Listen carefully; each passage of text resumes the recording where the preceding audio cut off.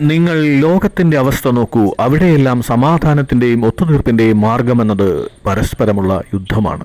എന്നാൽ ഇവിടെയോ ഋഗ്വേദം പറയുന്നു, ഏകം സത് വിപ്ര ബഹുധാ വദന്തി. ഈശ്വരൻ ഒന്നേയുള്ളൂ, പല പേരുകളിൽ അറിയപ്പെടുന്നു.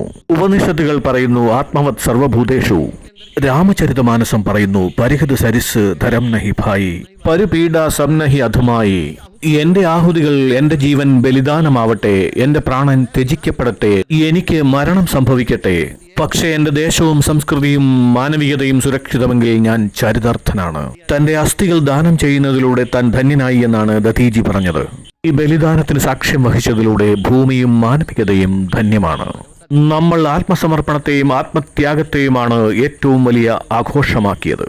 പക്ഷേ നിങ്ങൾ മറ്റു വിദേശീയരെ നോക്കൂ, അവർക്ക് യുദ്ധമാണ് ഏറ്റവും മഹത്തരമായ കാര്യം. വാർ ഈസ് ദ സെലിബ്രേഷൻ. പക്ഷേ നമ്മൾക്കോ ബലിദാനമാണ് ഏറ്റവും മഹത്തരമായ ആഘോഷം.